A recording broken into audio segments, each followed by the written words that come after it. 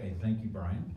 Well, I got a few introductory comments as well, if I may. And, we logged a little bit of time on a foreign field, so to speak, in some foreign lands. And one of the things we said is that you don't go anywhere in Africa without having a good story to tell. And I got a feeling that that's true in your life and in your family's life, so we're going to hear some stories.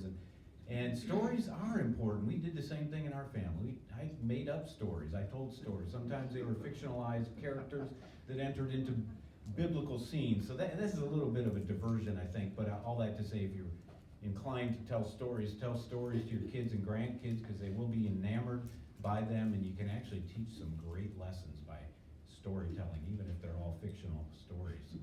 So the other thing I want to say is this church does have a great legacy for missions. And we just happened to be here in 91, 92, and this church building opened. The church had been meeting, of course, in Parkway South, but the church building opened, and I think it might have been the first Sunday, one of the first Sundays, we had a missions conference. We had a missions emphasis. And there was some debate about whether that was a good idea, because this church, first Sunday, it was going to be open, a lot of new people. Do we want to do missions? And the decision was made that yes, in fact we do. We want to put the stake in the ground about what this church is about. So when people come, visitors come, they'll know from the get-go. And so I think that very first year, and of course we have Faith Promise, but of course the legacy goes further back to Covenant Church, and it goes further back to Bible Presbyterian Church on Union and yeah, I was fast backwarding to the first century, and then even further back to Abraham, and you all nations of the earth will be blessed, and maybe we can go further back to Genesis 3:15. But I've already talked too much. But I do want this to be a dialogue and a conversation, so to speak. But we want you, Peggy, to share things. As I've got some trigger questions, but you're free to go off script and to share some things, and you all are free to raise your hand and say, wait a minute, I have a follow-up question to that. You might get some of that here. I think that would be great also. So I did provide some questions to get you thinking in a certain direction. So let me just start with, when and where were you born, and where did your parents raise you? That's a big, broad question. So it is. if you'll take the mic. Okay, 91 years ago, I'm not hiding it. I was born in the town of Hillah, Hillah, in Iraq, which is 5 miles from the original ancient ruins of Babylon. You've all read about it in the Bible. And so my parents were missionaries there. My dad had a term in Iran as a school teacher in a Christian boys' school, and then when he and Mom were married, they came over to Iraq, and I was the only girl out of 3 brothers, and I was number 3 in the line. So my life, I didn't have girls to grow up with. I really didn't know what it was like to be with them, but that's beside the point. Anyhow, we had in Iraq, it's of course a large Muslim country, but it was under British mandate at the time, so that there was acceptance of non-Arab people there, and we were very grateful to be accepted. In fact, the Royal Air Force had a great big base outside of Baghdad, and we were about 65 miles southeast of that.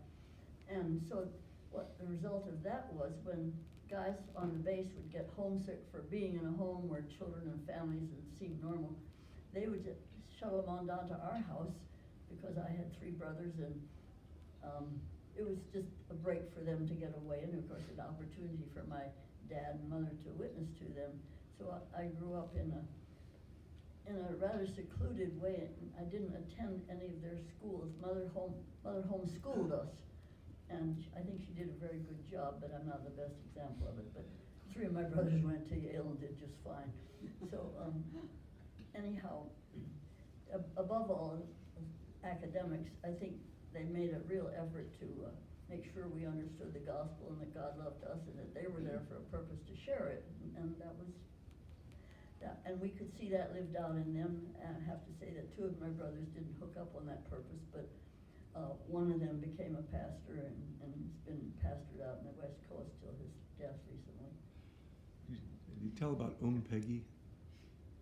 Pardon? Peggy. Oh, Peggy. Oh, yeah.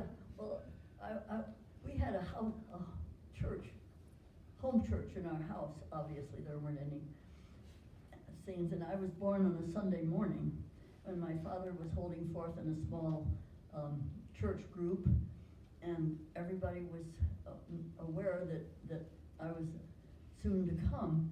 And as soon as the word came that I had a girl, and I had two older brothers, there's this great big rush to run in and offer condolences to my mother for having a daughter and wish 7 sons to make up for the disaster. That was my big welcome there into the world. But I wasn't there to contest it. I mean, but my parents, it was a witness because it did say women are important in God's sphere of love and influence, and He cares about them. And it was a way of demonstrating that in a family situation. That you didn't just get up and preach it, you lived it.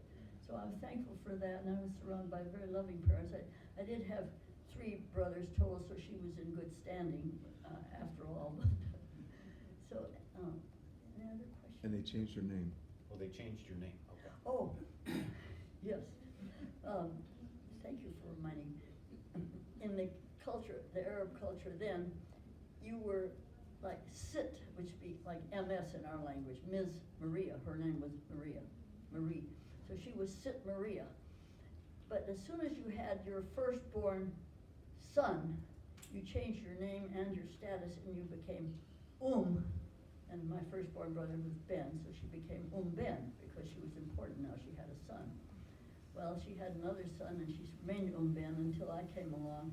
And my father assured them that they were absolutely delighted to have a daughter.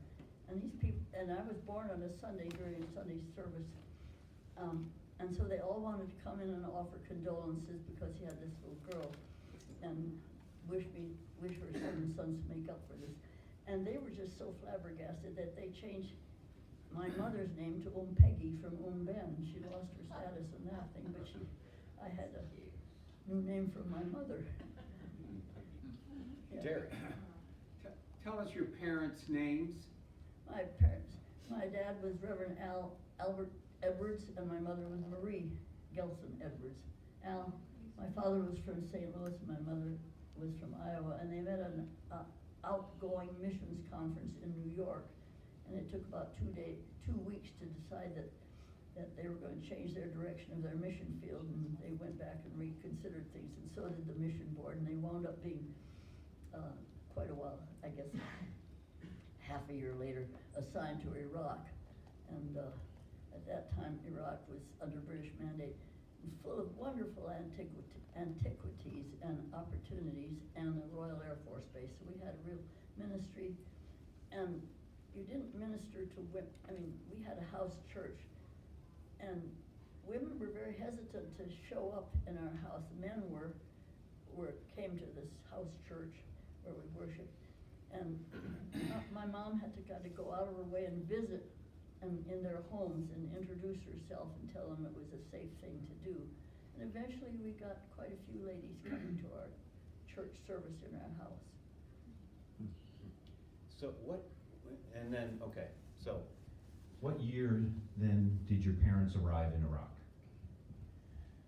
They arrived in 1924, I think, and I was born in 1928. I have 2 older brothers and 1 younger brother.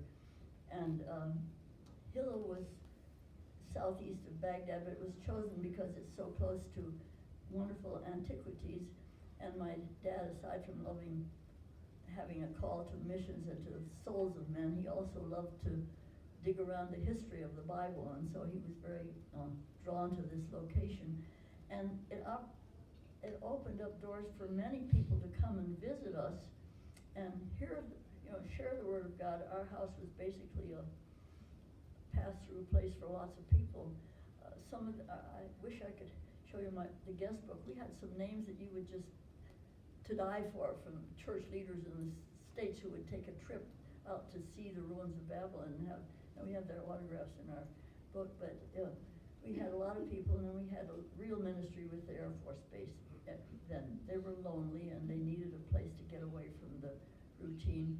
They had a place in Baghdad, a big YMCA, but it wasn't home, you know, it was away from the base. But they loved coming down and being with the family, and we called them all uncles, and just loved them. And we had a huge family of wonderful uncles, and it was a real ministry of an opportunity to show them the gospel was more than just showing up in church, and it was living in a family. So I think you just hold, I think I can Yeah. speak loud. Let me hold that for just a second. So the uncles, the Air Force, this is the Royal Air Force. British Is that Royal Air British Force. Royal Air Force, okay. RAF.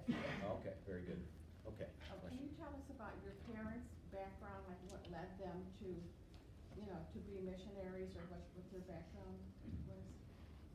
My father had come from a financial background here, but he just obviously, I forget what changed his calling, but he felt a real call to be with Muslims, to be in Islam. My mother was preparing to teach in a girls' school in Mexico, and they met at an outgoing missions conference, and that changed both of their directions and frustrated the conference a bit till they reassigned them to Iraq, and that rest is history. But Were they from St. Louis? my dad was from St. Louis, my mother was from a small town in Iowa. But they met at this, she had committed her heart to the Lord, and she was planning to get married to a gentleman who drowned tragically in the Lake Michigan, and that changed all her plans, and she just didn't know quite what the Lord was doing for her life, and she began to look to see how the Lord could use her. She was a trained teacher, and was looking for a field in which to do the practice, or whatever you call it, be a teacher. So she wound up homeschooling all four of us, and I think she was a very good teacher. I mean, I remember so many of the things she taught that when I came to the States, when I was 10, I was quite fearful of going into a public school because I feared that everybody knew at least 3 languages, and I only knew 4, and they knew all these other things. And I was quite surprised to realize that she really dug deep and put a lot into our lives and hearts.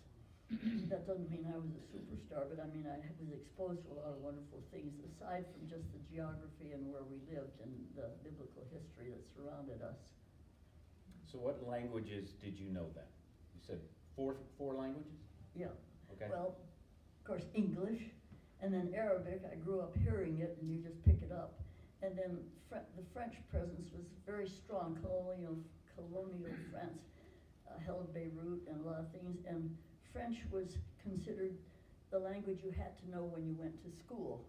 So I learned conversational French, more or less, and Arabic and English. And then I had to learn Portuguese when we were signed down to Brazil. So I had remnants of French. Portuguese is still fluent. Arabic, I remember 1 or 2 words, and the rest is just English and that. So. Well, Eva, did you know she speaks Portuguese? We have spoken Portuguese. You, okay, Yeah. very good. Nós falamos, yeah. See. Okay, so, all right, when did you go to Brazil? You were in Yeah. Brazil? Well, we came to the States for furloughs. Used to be every 7 years. The mission boards kept you out in the field for 7 years. If you didn't see your family, you heard their names, saw their pictures, and wondered if you ever sort them out when you got there. It started frightening. But we came to the States in 1938 when I was 10, and I was terrified of meeting all these cousins and getting them all wrong. And I had the Iowas and the St. Louises, and was trying to unmuddle them. But the war was after we'd been here a year, and we were due to sail back to Iraq. Passage is all paid and the ship date set and everything. When the war was declared, and our country would not allow American citizens to cross the ocean on a boat. So there went all our plans. Okay, let me just interrupt. What year was that exactly then? 1938. Oh, Was sorry, 39. 1940. 1940, okay. Yeah. So we had to scrap all the plans there, including we had left a home there with all of our belongings and everything, anticipating to be back. And of course, that changed.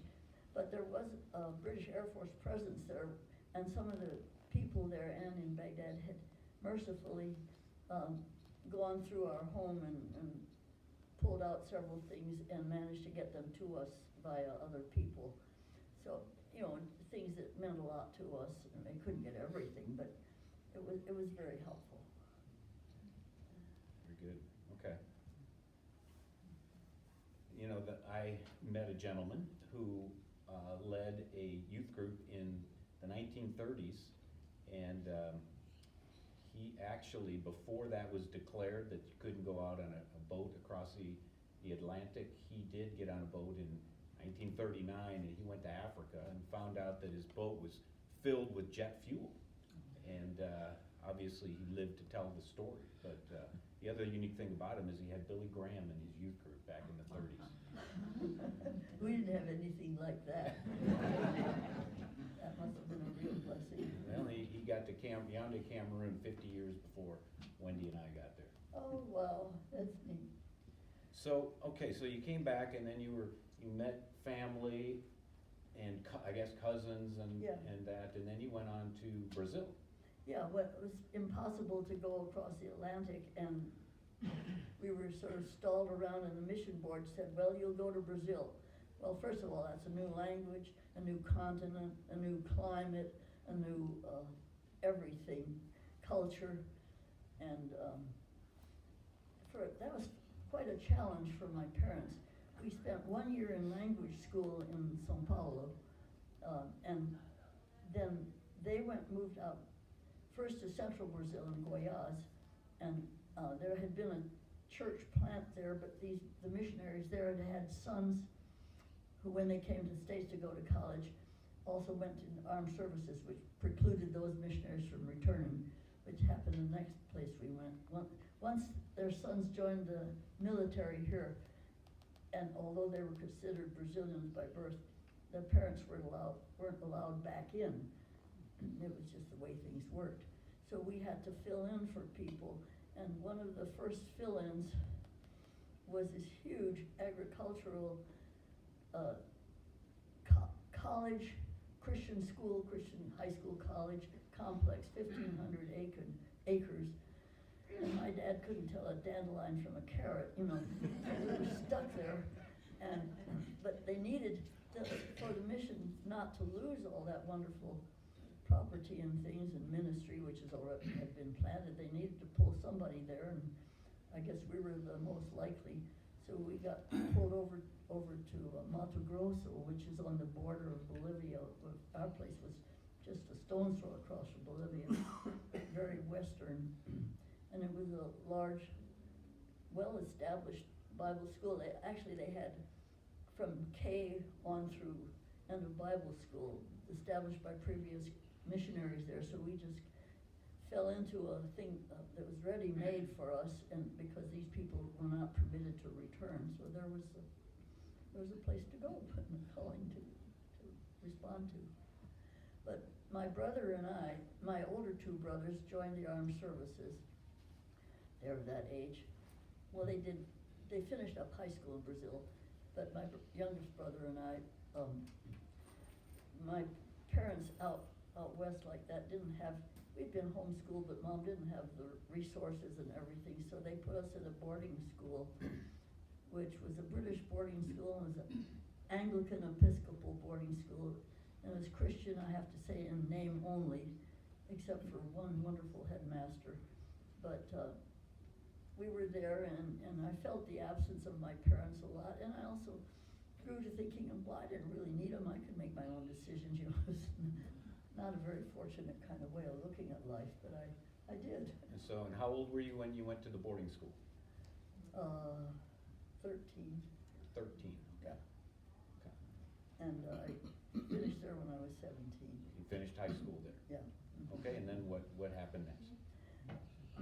Well, a lot of this was predetermined by my parents. I didn't know anything about colleges in the States, and they sent me to Maryville College in Maryville, Tennessee, because there was some relative who was on the faculty there, and it was a Christian college, and they felt that I would have, like, quote, family to just come to be a part of, and would get a good Christian education. And was there 1 year, and I can't really tell you why, but I didn't feel that I was getting a Christian education. We had a Bible class, you know, and all this, but maybe it was just my heart wasn't set the right way. I wasn't taking it in. Anyway, I didn't really grow there or respond to it, and my parents sensed that just before they went back to Lebanon, and so I very graciously, my uncle and Aunt Presley Edwards and Aunt Virginia Edwards allowed me to stay with them and their daughter Elizabeth Jill, and that was the only sister I'd ever had.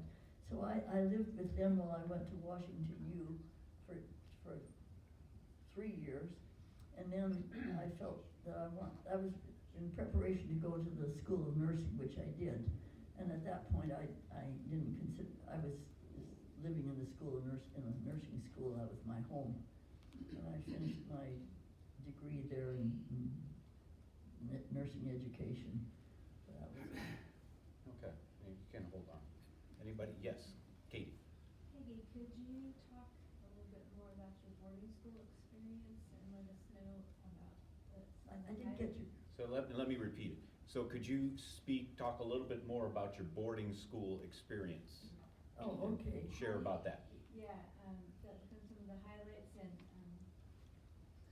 Okay. experience of transfer, going back and forth between school and home. So some of the highlights and going back and forth between school and home, boarding school, and then back into the home environment. Well, a trip home was no ordinary thing. When we lived in Goiás, it took 2 days on a train and another 2 days on a truck to get where we lived.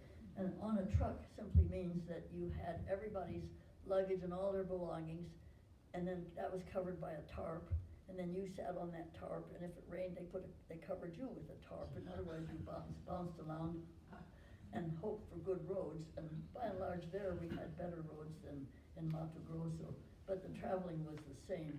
And then when we were in Mato Grosso, which is the western part, my mother and father gave my brother and me horses for that Christmas. And they said, this is how you're getting home. You have a 6-hour horse ride. So we learned to ride horses for 6 hours and got home. And some of our luggage was lost on the way.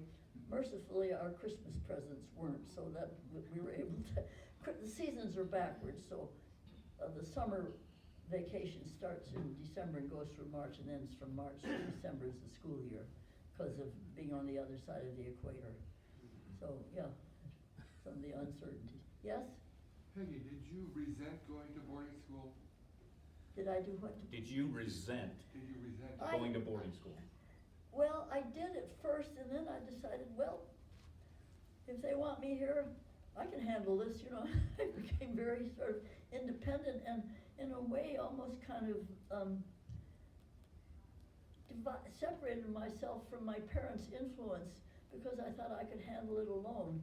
Obviously I couldn't, and I was grateful for a Christian house mother, but I was always happier to be at home and see them. And I think it was very hard on my mom to have her kids that far away and not to have constant touch with them. We all sat down in school every Sunday afternoon and wrote letters home to our parents, and they got mailed. And my letters would probably get there 2 to 6 weeks after they were written, and they would get held up someplace until they would get all 6 of them at one time. So we didn't communicate very well, and they had no phones, and I felt disconnected, not independent, but disconnected from my parents, which I told myself I would never do this to my kids, ever, because I felt that I really needed them. But the school was in English, correct? Or was it taught in Portuguese? Both.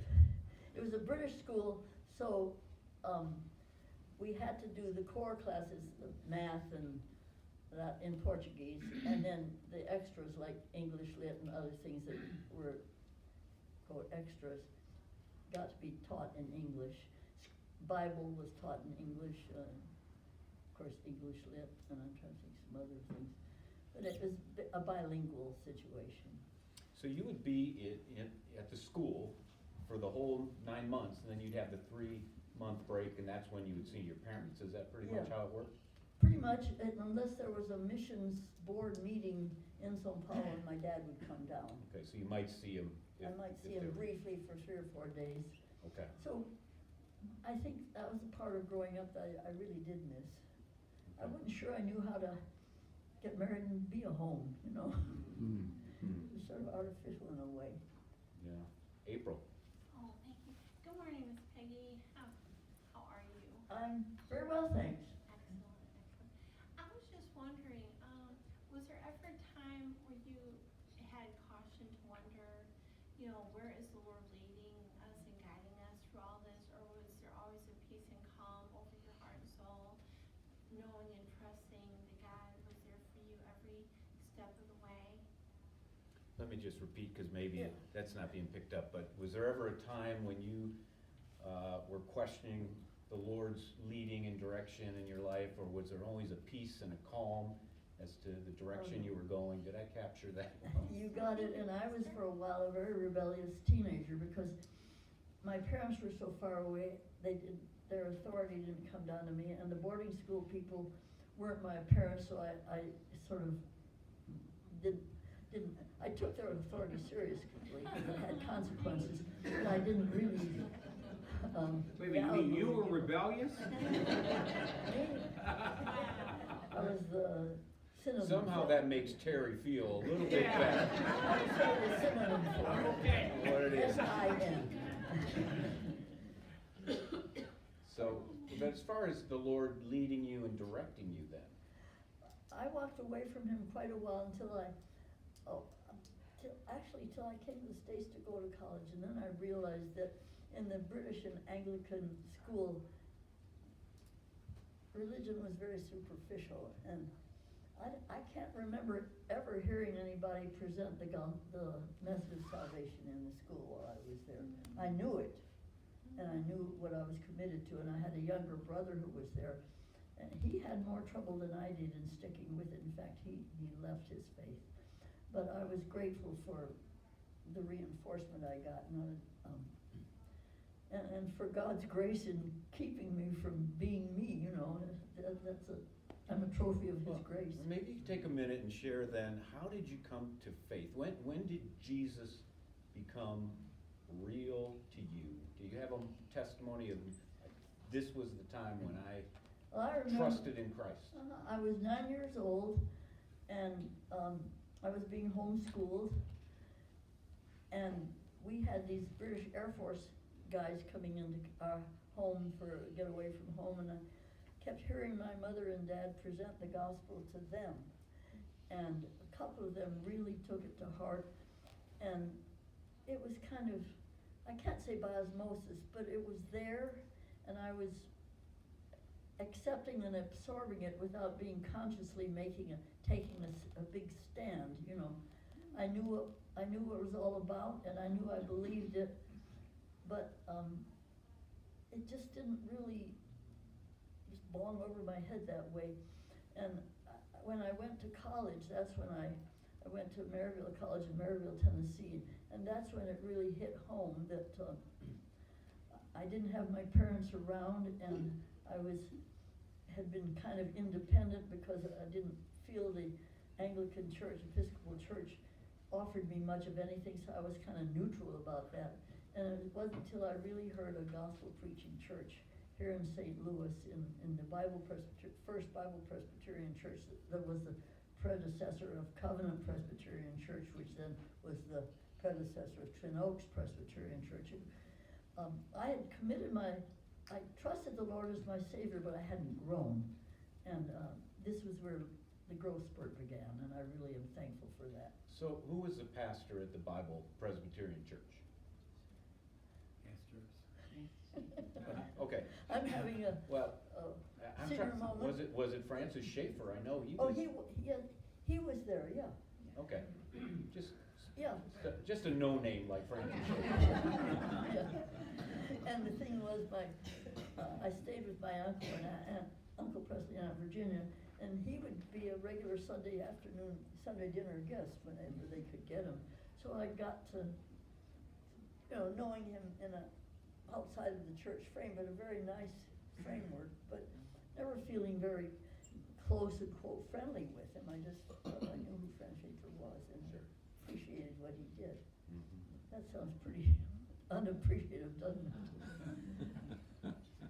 So, is there any? Yes, okay, I'm just Cindy. curious how you met your husband. How did you meet your husband?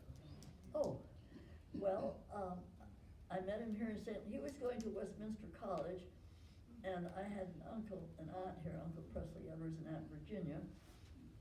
And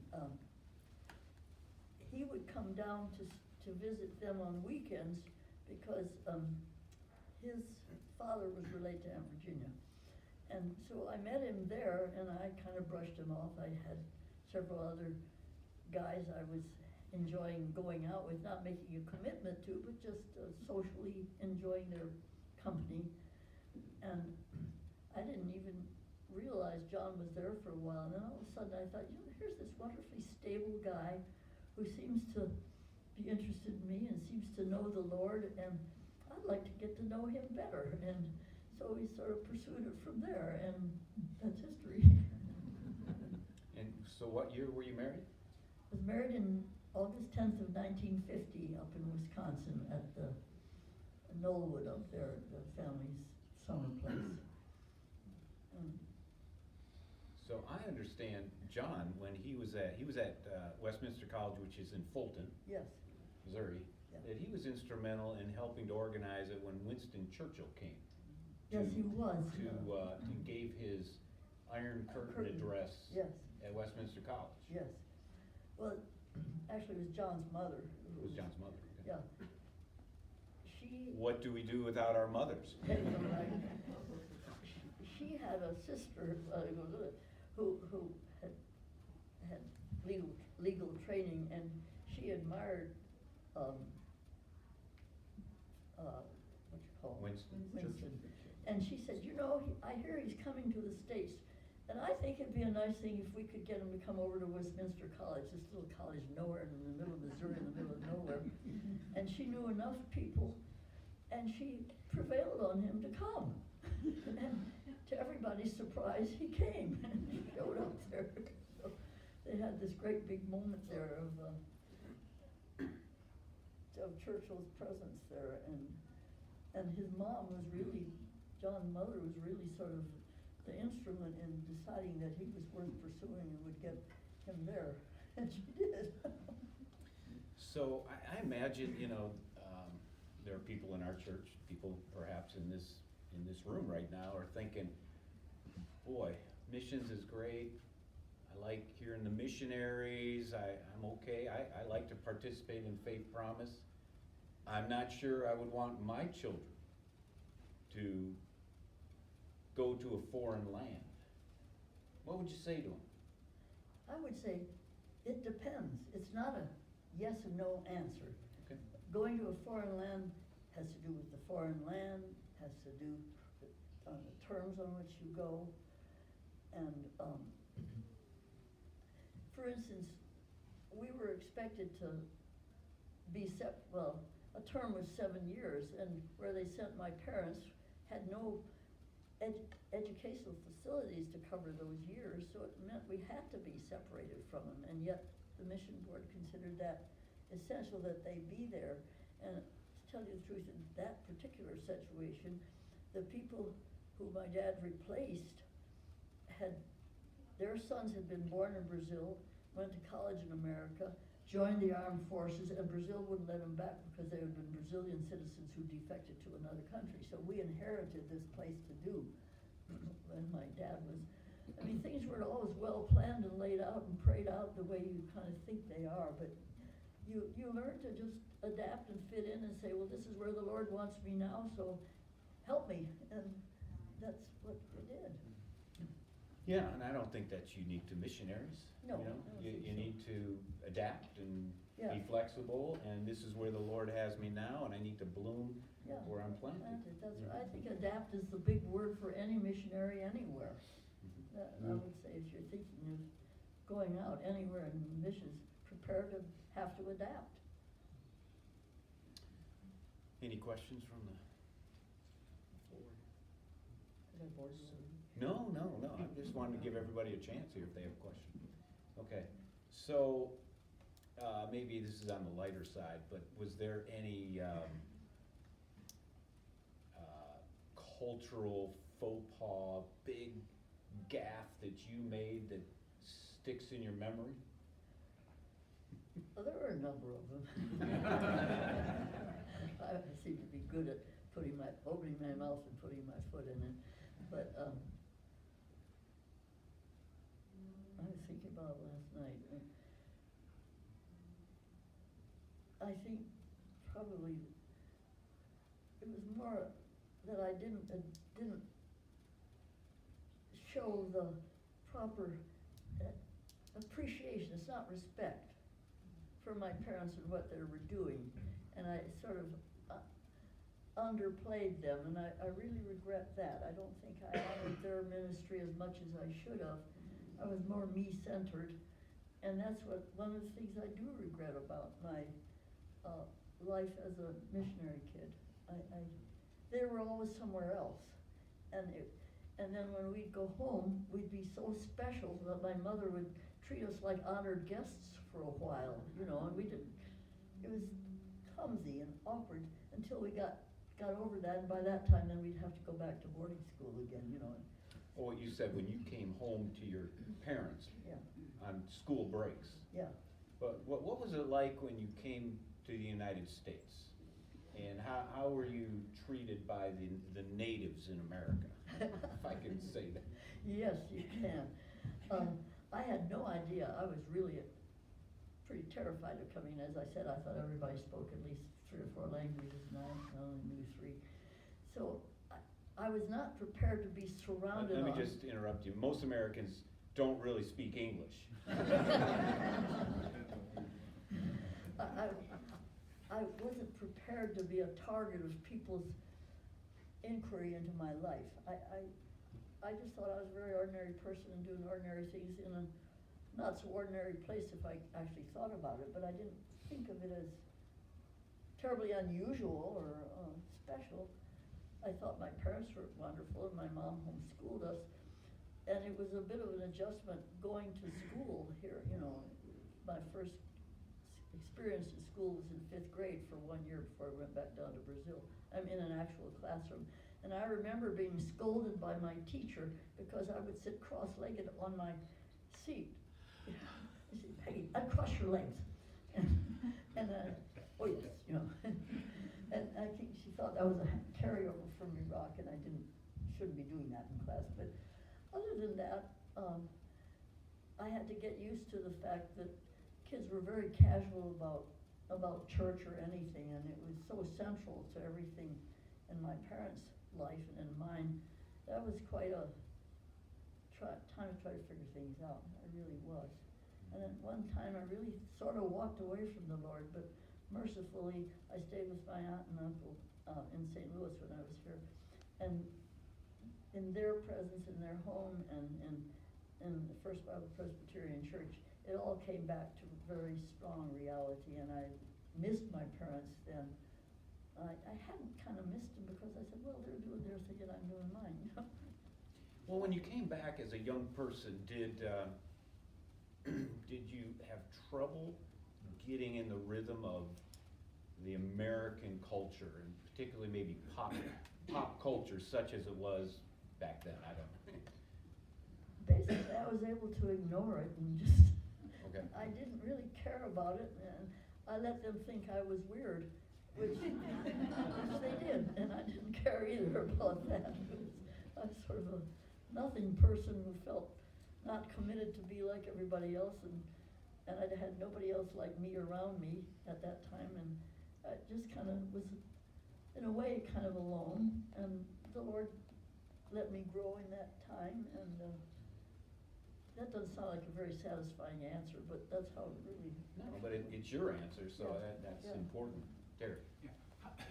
How long were your parents on the field, and when did they come back, or did they die there? my dad began his missionary career in a Christian boys' school in Iran, came back on one of their furloughs, and met my mother, and he met at an outgoing missions conference where she was headed to teach in a single teacher in a girls' school, and God changed all those plans within 4 weeks. They didn't get married in 4 weeks, but they realized they were going to change their plans. And so after a while of changing and shuffling around, and they got married and everything, then they sent them to Iraq because there was a large British presence there, so English was a fairly usual, comfortable language, and yet you could pick up Arabic as you went. And of course, being born into a culture where we heard Arabic all the time, it was like my first language. I mean, I was bilingual from the start, and that was an advantage. But languages were a little harder for my mom, and then when they had to, go to Brazil from learning Arabic and then try to learn Portuguese, there are some stresses that I think those times, because of war and other things, put on a lot of people. And I know people who dropped out of the missionary endeavor simply because they couldn't handle that, or they felt it was not fair to their family to put them through that. People actually dropped out, and I know them.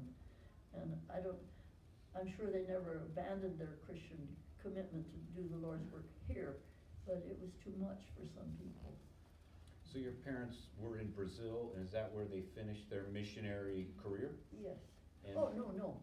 They went to Brazil, and then they came back for a furlough here, and that's when I went to college. And then my dad always loved the Muslim people in the Arabic language, and so when they were reassigned to Lebanon. That's right, okay, you mentioned that. Uh-huh. Okay, and that's where did they finish their work Yeah. there then? Yeah, well, And- my dad, he's working with, there was a large American hospital in Beirut, Lebanon, and he was the chaplain at the hospital. Okay. And one day he just gobbled up the whole morning service using our words for biblical names. They realized something was wrong, and he had a huge brain tumor that turned out. They flew him back to the States right away, and he had surgery, and he lived 9 months after that. Oh, so you said his speech was affected? Yeah, and his Okay. thinking was And they determined he had a tumor, so they they came back. knew something was wrong, and they didn't think they had the facilities there, so they flew him back, and Mom back to the States, to St. Louis, and Dr. Schwartz diagnosed it and had surgery right away. But by then, it had been encapsulated, but the capsule had ruptured and had. And what year was that? Well, approximately. Well, let's see, I was in my second year of nursing, so that would have been 1940-something. Okay, and so your mom then was back in the States? States, yeah. And did she stay in the States? Yeah, then? and she was devastated at first, naturally. And it was very hard for her, and we tried to be supportive. But, and her 9 months of committing to Dad's care also was very tiring, but she was tireless about it. I mean, that was her commitment. She loved him dearly, and that was how it was. And meanwhile, they were set up a Memorial Presbyterian Church. So she involved herself in the visitation ministry of Memorial Presbyterian Church and did visiting to ladies, women's ministry visiting a lot. And she did that as long as she was able. That was her calling, and she loved it. And I think she had a heart for that, and they had a heart for her, which was a nice ministry, and yet we had to get to be with her and be supportive. And how long then did your mother live after your father passed away? Oh, she got way up there. She lived then? She got to be 97, she was past that point, but, Okay. and she had retired and was living at Tower Grove Manor. And then we had her in our own home for a while. It was just too hard for her, and it was a very good blessing, yes. Were you able to continue on and use your nursing education? Not for what I purposed it originally. I had purposed originally to go back to the mission field. There was a hospital in Mato Grosso, in Goiás, which I really wanted to go back on. But, no, I just took it as a career and figured that's where the Lord let me go with it, and didn't change my love for the Lord. It's just didn't direct me outward somewhere else. So you initially went to nursing thinking you were gonna go on Yeah, I the did. foreign land and do nursing. Yeah, I was thinking of hoping to In go back Brazil? to Brazil, yeah, Brazil. because I knew the language, I knew the one hospital I really Okay. was hoping to, targeting in a sense, love Okay. to go back to, but that was, Then you met John. and I met John, yep, and that And then you- changed all that sorts of things. changed. Of course, you all Okay. know about that. Sure, yeah, Brian? Can you speak to your three brothers and how the mission life affected them and what they Well, I only ended have up one of doing them in their left. life? My middle brother was very close and very committed. He was a pastor out on the West Coast for years and years, but he passed away about 5 years ago. My youngest brother was a surgical pathologist who really didn't care about the Lord. He's still alive, and I talk to him, and he's cordial, but he's not interested in the things of the Lord, which is very unfortunate. We have a nice, comfortable brother-sister relationship, but doesn't go beyond that. He won't let it go beyond that.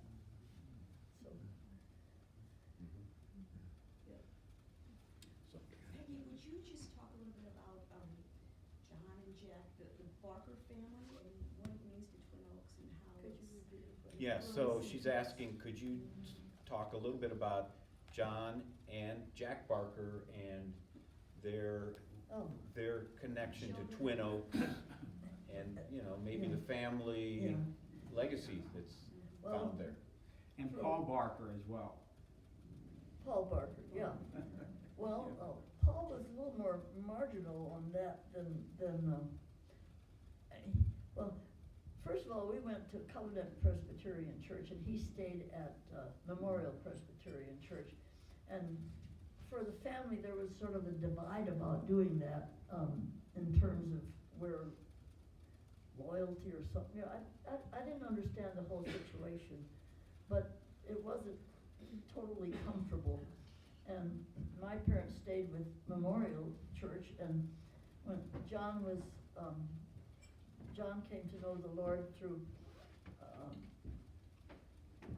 and Ginger Uncle Presley Edwards, and they went to Covenant Presbyterian Church, and that's where I met him, because I didn't. Everybody at Memorial would say, "Oh, you've grown." They could remember when I was this high, and they say, "Oh, you've grown so big," and I got so tired of hearing that. You know, what did they think I was going to do? You know? Did they pinch your cheek also? Oh, some of them tried. But, you know, things that annoy a preteen or a teen. People think they're being really sweet.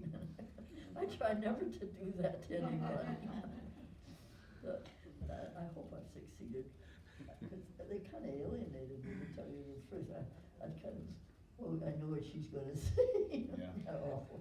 But I respect that on missionary kids who come here. I don't want to single them out and shine a big spotlight on them, although they certainly, you know, they've done much more for the Lord than I did at that point in my life, I'm sure. So, anyway.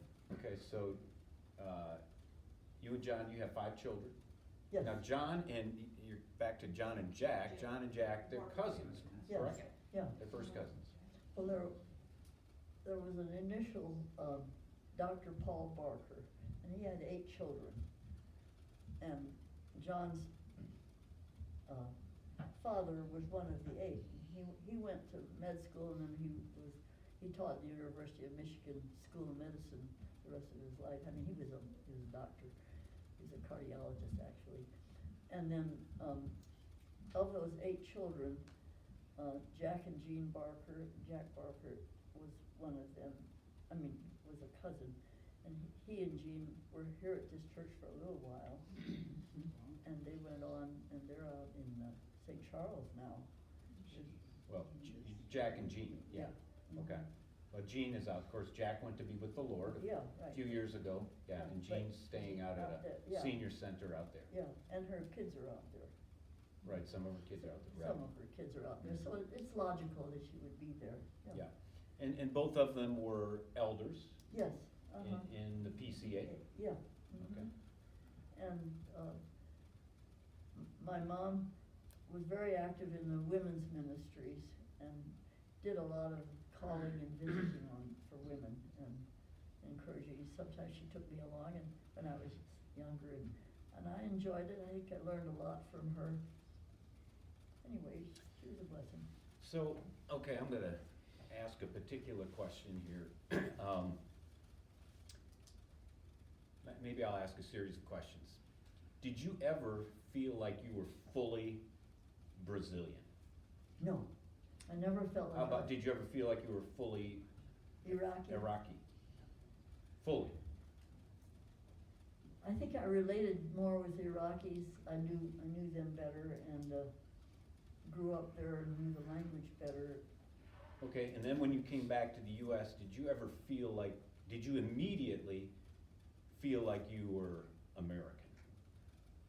I knew I was, but I was sort of pedestalized. Okay. That's my word for it. You were put up on a pedestal. Yeah. You're a missionary kid, you know, you're up there competing on the pedestal with the pastor's kids. Yeah, and also it felt like you shouldn't be who you really are, you know, try to be what they think you are, and I didn't like that. Okay, you had to wear a mask a little bit. Yeah. Try to fit in, okay. I I'm trying to make a little point here, Yeah. okay? Because I raised our kids to a large degree during a lot of their shaping years in overseas. Yeah. I know you In did. Brussels a little bit, but mostly in Africa. Mhm. And they've kind of coined this thing now called the third culture kid. Uh-huh. Have you heard that before? Third No, culture it's kid. a new term to me, but I can Okay. relate. You probably can relate because, you know, if somebody looks at you, they're gonna say, an American.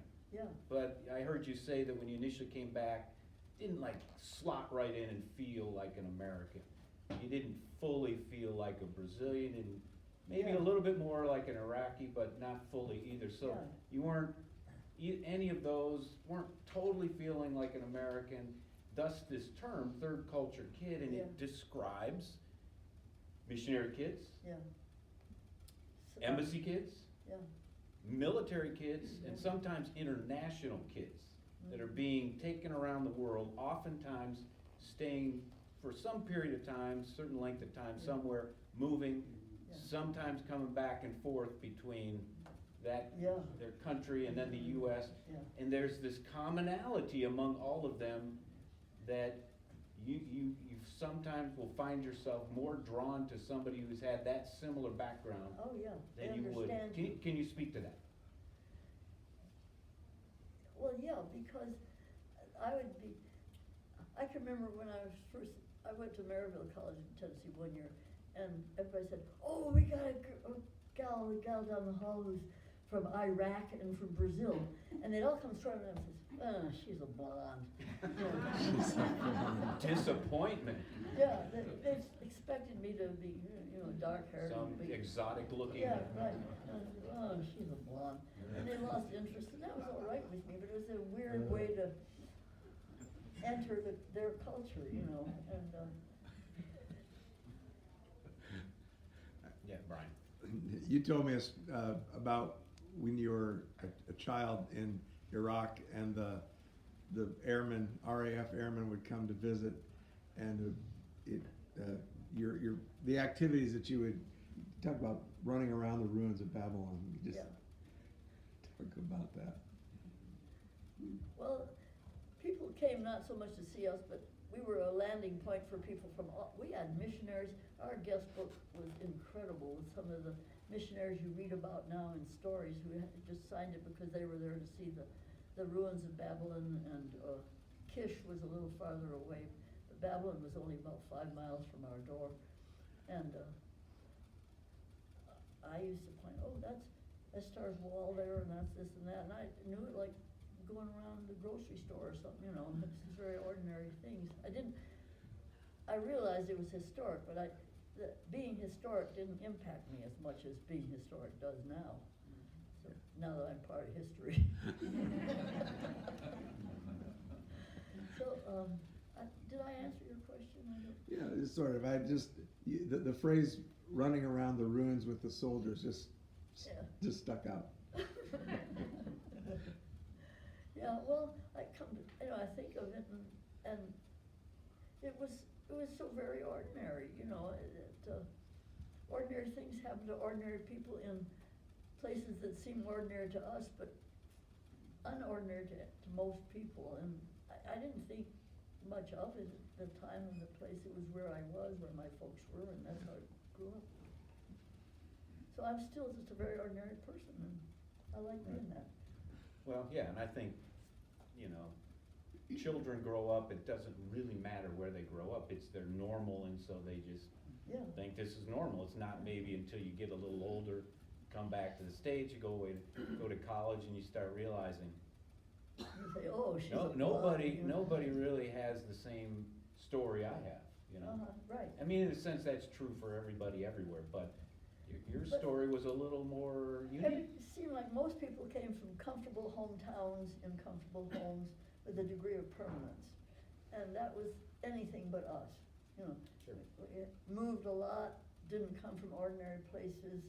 They were far distant and didn't have the same languages and everything, so it sort of, Yeah, so I introduced this term, third culture kid. yeah. I'm gonna introduce another one here. So, related to that, when someone such as yourself, and you come back, and now you're gonna be here for a while, going to college, and people are like, oh, there's this girl from Iraq or wherever. And they see you, and they're like, no, she's blonde, you know, Yeah. can't be. But, the term that they use to describe that experience is hidden immigrant. Oh, Hidden immigrant, okay? Yeah. It means that you don't look like what you feel inside, okay? You're feeling inside like, man, I relate better to what was going on in Iraq, or I relate better to what was going on in Brazil. But I come back here, and I try to explain that, and they look at me, but all that's hidden inside. Mhm. So you actually relate to the immigrant experience, but you don't look like it. So That's it's kind of, true. it's a hidden immigrant. Yeah, it is. Does that describe? Yeah, it does. And, oh, she's blonde, you know, it sort of took that, you know. As a hidden immigrant, I looked like I fit in everywhere here, but I thought Superficially. differently. Yeah, superficially, but I didn't think in the same terms people did, and I viewed home differently from people, because home was wherever you set it down and however long you were there, and where your parents were, whether you were there or not, you know, and it's kind of a strange, I can't even tell you if I could recount all the places I called home, you know. Yeah, yeah. Well, okay, Jim. Slightly different take, but back on the antiquities thing. You mentioned that there were the ruins of Babylon only 5 miles from your home and other antiquities around. Did you have a chance to visit those? And Oh, if yes, I was did like a you- tour guide, yeah. Okay, and did that, seeing those things that are also mentioned in the scriptures, did that have any Not bearing at the upon your- time. Since then, I've just come to a much greater appreciation both of the location and of the culture. I mean, a lot of that culture hadn't changed a whole lot.